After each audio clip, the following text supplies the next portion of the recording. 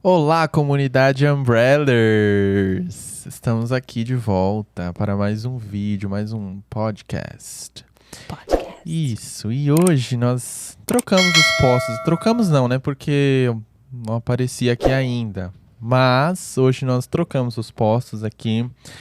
Eu estou aqui do lado do entrevistador para fazer algumas perguntas, tirar algumas dúvidas que você, telespectador, apresenta a nós. E hoje quem está do lado de lá, já conhecida, Denise dos Santos. Então, nesse vídeo, nosso objetivo é trazer alguns assuntos que vão aproximar você, telespectador, da interlocutora, né, do Umbrella Cast, do projeto Umbrella Psi. E esse projeto busca introduzir e estimular diálogos, né, que tem a ver com psicanálise, mas principalmente com a clínica adolescente. Então, você que é pai, mãe, ou você mesmo que é adolescente, busca uma voz semelhante à sua, que tenha os mesmos pensamentos revoltantes que você, então seja bem-vindo ao canal Umbrella Cast. E hoje, então, a gente vai começar conversando com a Denise. Quem é Denise, para começar? Quem é Denise Quem na é fila Denise do pão? na fila do pão? Nos diga quem é Denise, a história da Denise, como chegou até aqui. Entendi. Então, meu nome é Denise, eu sou psicanalista, eu tenho predominantemente um trabalho clínico que direciona seus estudos e sua especialidade ao atendimento ao adolescente, à psicoeducação que a gente precisa quase que inevitavelmente fazer com seus pais ou com seus cuidadores, com acolhimento à família, porque a clínica do adolescente e da criança também, a clínica do infantil, muitas vezes ela denuncia a dinâmica familiar. Então, não é só ouvindo mas também trazendo aquele contexto para o atendimento clínico que vai, então, desatar, muitas vezes, aqueles nós. Certo. Então, é importante, a gente fala que é um trabalho de psicoeducação com os pais e o atendimento clínico ao adolescente. Paralelamente a isso, o que eu vou falar pode parecer que são coisas distintas, mas na minha cabeça tem muito sentido. Eu fiz mestrado e eu sou pesquisadora da relação do sujeito com o trabalho. Então, eu tenho um cuidado, ou eu penso no meu trabalho enquanto estudiosa da psicanálise, também pensando nos acometimentos ou nos adoecimentos das pessoas no ambiente empresarial, corporativo, de trabalho. Então, dedico também parte da minha especialidade enquanto pesquisadora para esse lado, que aparentemente pode ser distante. Então, numa ponta tem o adolescente, o atendimento clínico, a clínica do e da subjetividade. Do outro, eu me proponho fazer uma interlocução da cultura e dos adoecimentos da nossa época, escutando os grupos, as empresas, os líderes, os colaboradores. E aí as pessoas às vezes ficam, mas e aí? O que uma coisa tem a ver com a outra? Eu penso que, assim, o princípio da psicanálise é levar em consideração que todos nós temos uma subjetividade, nós somos singulares, e este singular sempre faz interface, eu tenho uma interdependência com o meio externo. O meio externo, depois da família para essa criança, para o adolescente, muito em breve será o trabalho.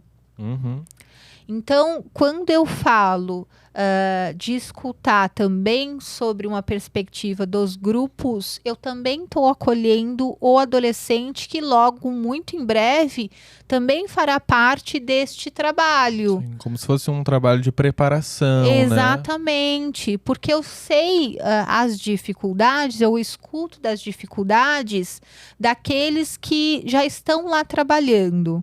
E eu entendo a partir daí que existem sim ambientes ou ambiência que não são favoráveis ou que são adoecidas. Então, tem empresas adoecidas. Então, eu olho, dou 3 passos para trás para tentar ouvir deste adolescente também, para que essa interface dele com o meio externo possa ser ouvida ali naquela fase em que ele está escolhendo sobre o trabalho que ele quer fazer ao longo da vida, para de repente, quando ele chegar no mercado de trabalho, ele tiver que interagir de fato com os grupos e com corporações e com uma cultura que não necessariamente será a dele, ele conseguir nomear melhor as coisas, os afetos que sente, ele conseguir de repente delimitar melhor o espaço que ele quer ocupar e o espaço do outro, então sabendo falar não, por exemplo, olhando de uma forma mais leve para o peso ou para uma hierarquia, para uma figura de autoridade. Então, eu gosto de pensar que é um trabalho em continuidade. Com certeza. Que está totalmente atrelado ao outro, né? Eu acredito que sim. Sim. Então, essa é Denise dos Santos. Sim. Psicanalista. E quer falar um pouquinho, então, sobre a sua história? Como você começou na psicanálise? Como seus caminhos se entrelaçaram com a psicanálise? E como isso vem lá das suas raízes do secretariado? Sim. Então, corporativamente, eu passei 18 anos, mais ou menos, atendendo grupos. Então, eu vim de uma posição de suporte, que é assessoria executiva, secretariado. Então, é uma posição que eu considero como uma posição meio satélite dentro de uma diretoria. Então, tudo acontece em volta e no vórtice daquela cadeira. E é uma posição que sabe tudo e ao mesmo tempo não sabe nada, o que é bom também.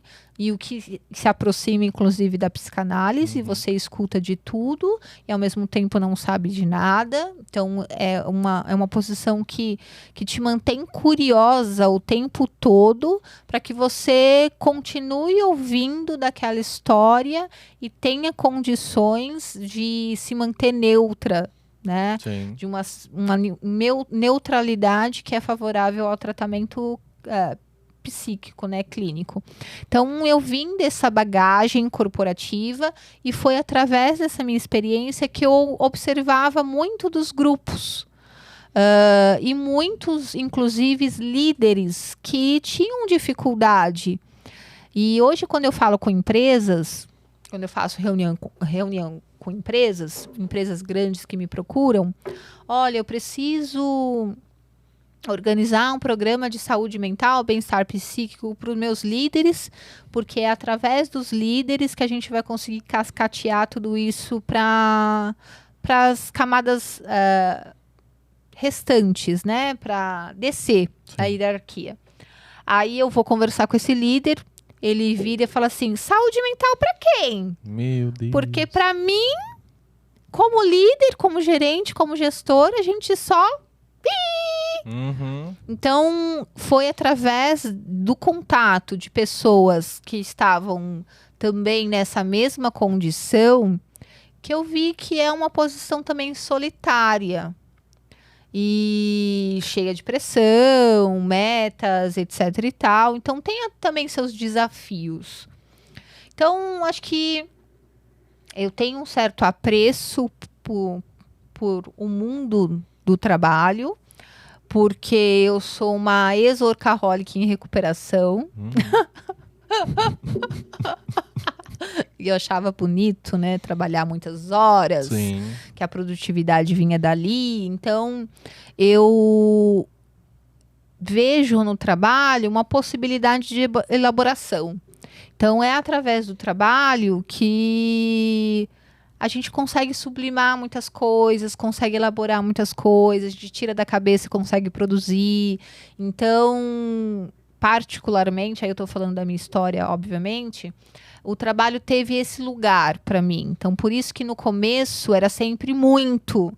Todas as minhas relações estavam atreladas ao lugar do trabalho.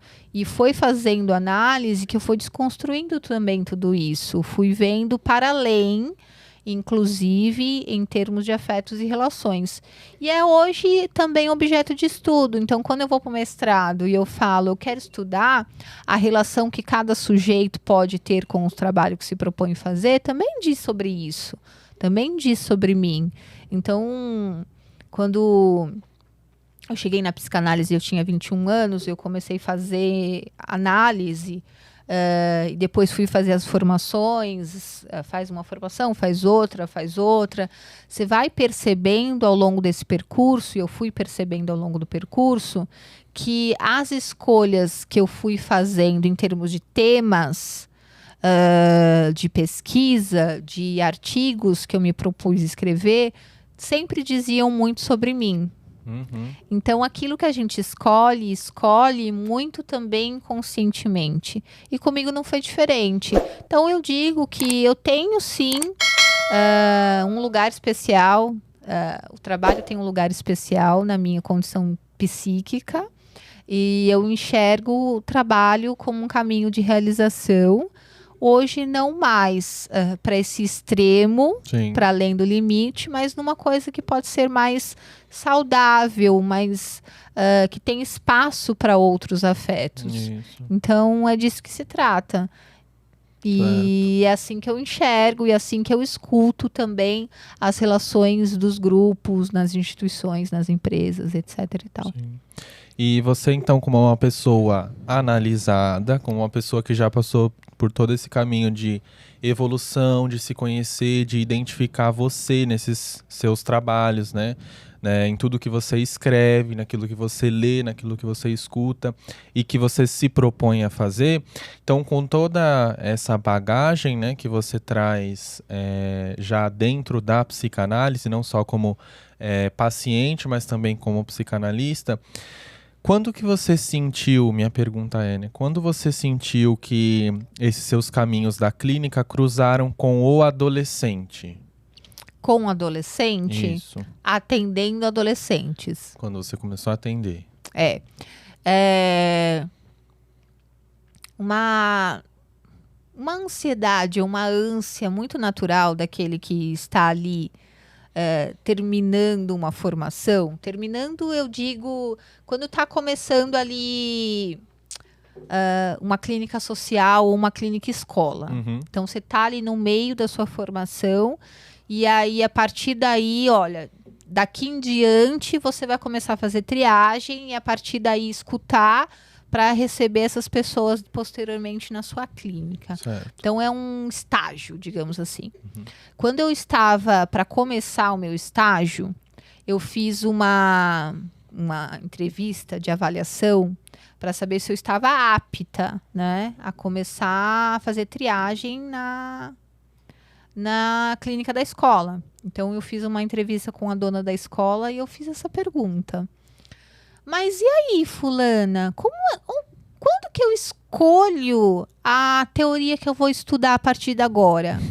Eu estudei, eu vi Freud, eu vi Lacan, eu vi Winnicott, eu vi Melanie, eu vi Bion.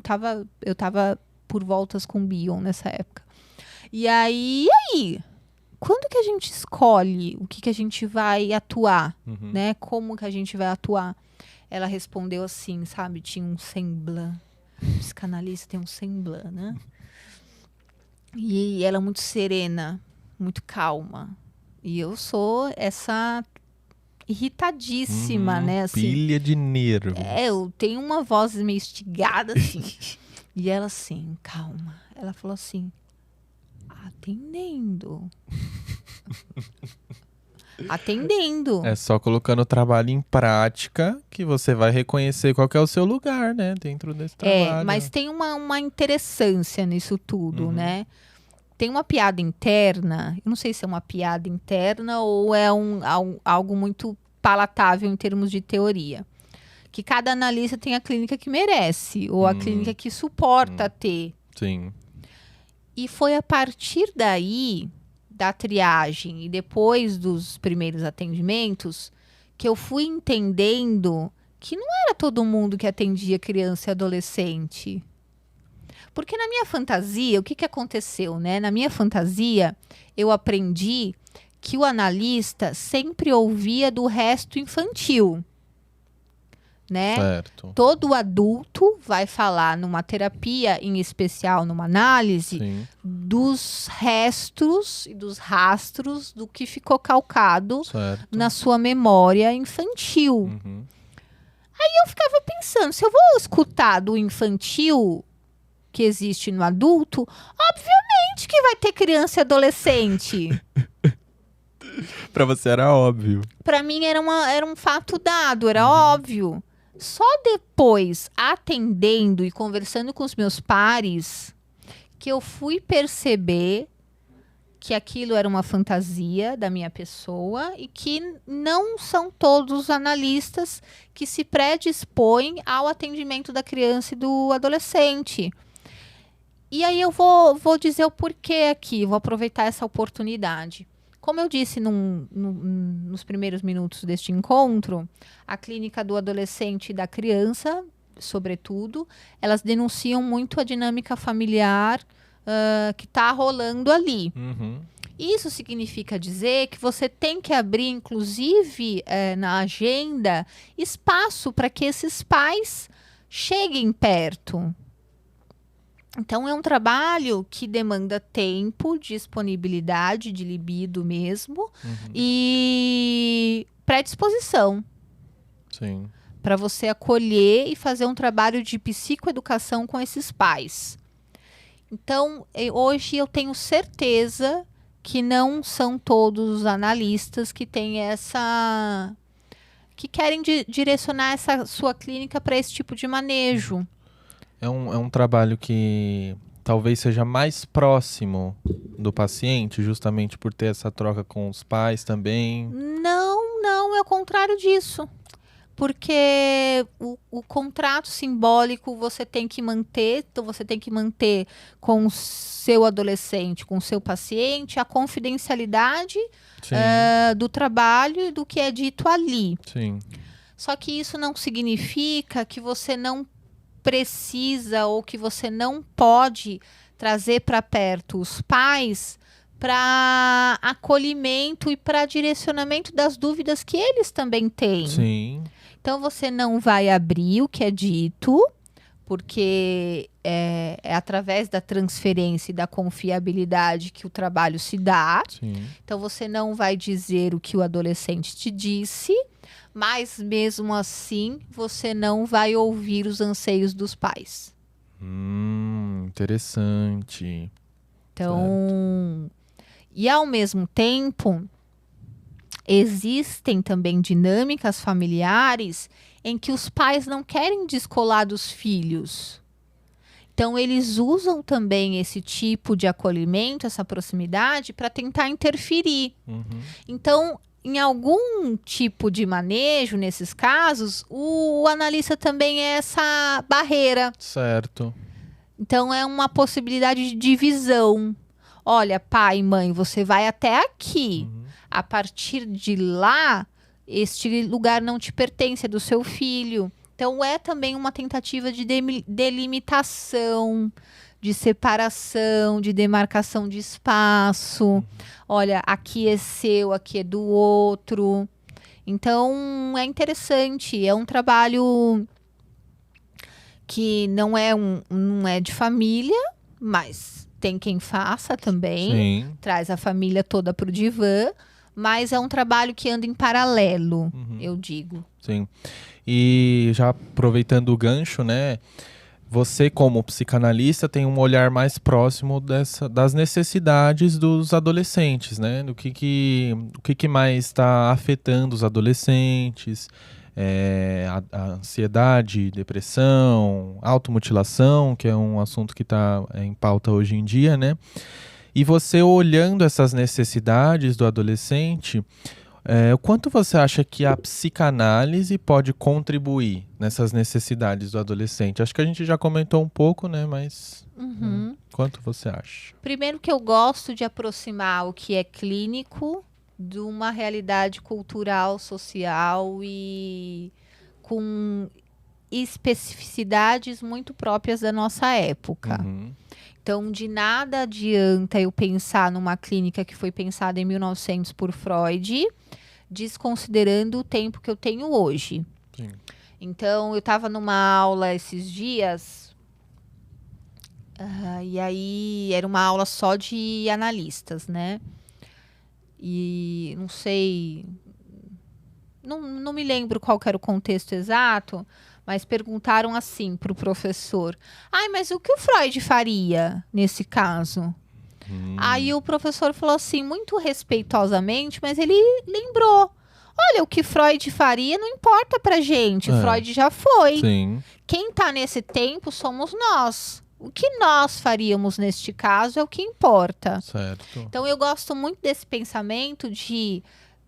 Eu tenho sim um direcionamento, eu tenho um fio condutor teórico que me direciona, que pauta a minha escuta, e tem alguns preceitos que são muito particular à psicanálise, e o jeito que a psicanálise escuta desses afetos, que é se tirar do jogo inconsciente, deixou de ser psicanálise. Sim. Então, eu gosto de pensar nesse fio condutor, pensando e aproximando essa teoria ou esse fazer teórico para a nossa cultura e para o nosso social, para a nossa contemporaneidade. Então, diante disso, temos alguns recortes clínicos que são muito particular ao tempo de mudanças em que a gente está vivendo hoje. Então, essa pluralidade fez ecoar algumas demandas específicas da nossa época. Então, automutilação, ideação suicida, vícios em game, por exemplo, são indícios muito objetivos do tempo que a gente vive hoje. Então, a partir daí, eu gosto de estudar, eu gosto de escutar da clínica também, desses transbordamentos. O que talvez não está dando conta simbolicamente para os adolescentes estarem passando, a gente chama de passagem ao ato, que é a última gota do copinho que já estava transbordando. Certo. Então, isso é muito particular também do nosso tempo, e é disso que eu tenho me interessado ultimamente, nos últimos anos. E pensando na psicanálise como alternativa, você falando sobre si, contando e recontando sobre a sua história, você está possibilitando novas elaborações. Então, são afetos que você não consegue nomear, e a partir de então você pode dar um nome para aquilo que sente. Então, se passagem ao ato é essa última gota desse copo que está transbordando, a psicanálise é tipo uma fissura. Vai fazendo um buraquinho nesse copo, você vai nomeando aquilo que sente e não vai deixando esse copo ficar nas alturas e com a possibilidade de transbordo. Certo. Então, é nesse sentido. Se é através de contar e recontar a minha história que eu vou traçando novas elaborações, eu vou tendo alternativas, meios, caminhos de não deixar o copo transbordar. Então, a última gota fica mais difícil de acontecer.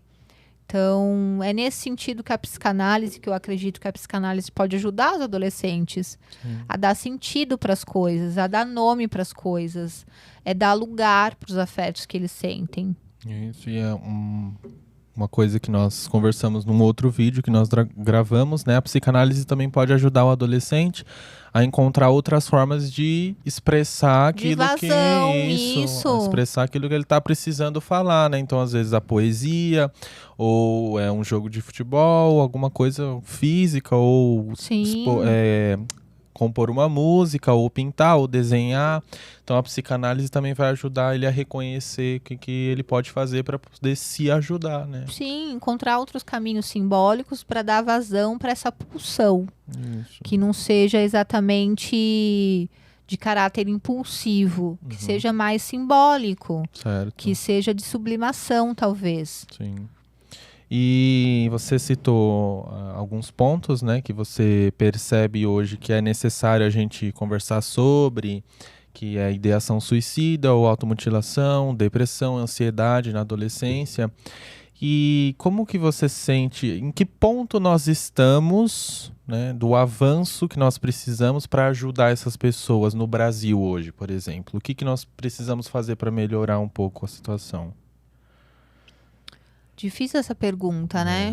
Uhum. Primeiro que pro Brasil... Eu vou falar, o que eu vou falar é polêmico. Estamos preparados. Ou não. Primeiro que para uma cultura como a nossa brasileira, eu não acho que a terapia seja a primeira opção. Certo. Embora esse estigma ou essa fantasia de que terapia ou, sobretudo, análise seja um caminho elitista. Sim. O dinheiro para psicanálise tem um peso, é um significante importante. Então, eu não acredito que uma clínica social onde você não pague nada dê resultado. E não dá resultado porque para você abrir mão do sintoma, você precisa pagar algo. Então, abrir mão de algo, abrir né? mão de algo. Não que seja a cerveja do final de semana ou a blusinha no shopping. Uhum. Então, uma clínica social onde o sujeito não pague nada, eu acho que também não dá resultado. Em outro ponto, reconhecendo aí que você precisa investir libidinalmente para ocupar aquele lugar, talvez no Brasil a gente não tenha a cultura ou a consciência, a gente não tenha educação suficiente para mudar um pouquinho os nossos paradigmas, no sentido da gente enxergar a importância de ocupar este lugar. E eu estou falando isso porque a gente vê no consultório ainda um estigma de eu evitei vir procurar ajuda por muito tempo porque sempre me falaram que era coisa de doido. Aí você atende uma pessoa que chega no consultório, mas que já está há 10 anos medicada com depressão, por exemplo, tomando ansiolítico ou remédio para dormir, remédio para acordar. Então, eu faço e eu acredito num trabalho que precede este de consultório. Então, eu acredito que um trabalho de conscientização, uma psicoeducação mesmo, Sim. seja eficiente para a gente mudar ou começar a rever nossos paradigmas enquanto cultura. Então, eu faço trabalhos que vão além do consultório. E a Umbrella também se predispõe a fazer esse tipo de trabalho prévio, de psicoeducação, com grupos terapêuticos de pais, com grupos terapêuticos de adolescentes, com palestras em instituições, com comunidades, espaços fechados para a gente poder falar sobre aquilo que está angustiando pais e adolescentes, etc. Então, acho que tem trabalhos que precedem, alternativas que precedem, de fato, o atendimento clínico. Para quando essas pessoas chegarem no consultório, elas já tenham um suporte, um repertório psíquico que dê conta do trabalho clínico, que é um trabalho, assim, árduo, no sentido, vai doer na pele. Uhum.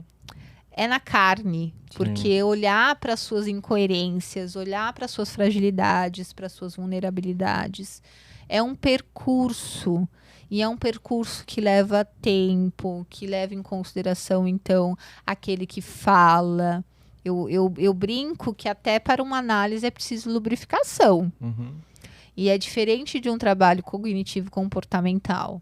Então, tem lá suas especificidades. Isso. Então, acho que é isso. A gente está pensando e revendo esses lugares sociais, e tem muita gente fazendo coisa muito bacana, promovendo institutos de clínica social,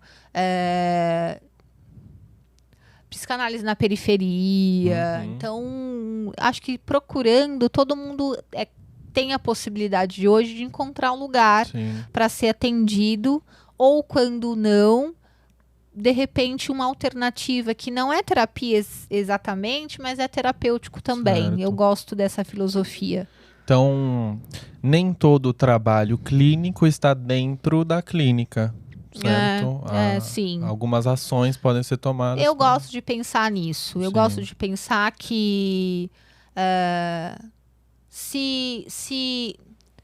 que não dá para generalizar, né? Uhum. Pensando no senso comum. Sim. Todo mundo tem que fazer terapia? Não. Não.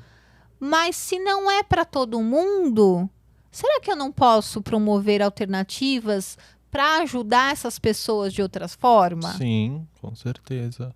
Sim. E é uma coisa que você mesma falou outro dia, gravando um vídeo também, não sei se você lembra, mas eu lembro que você falou.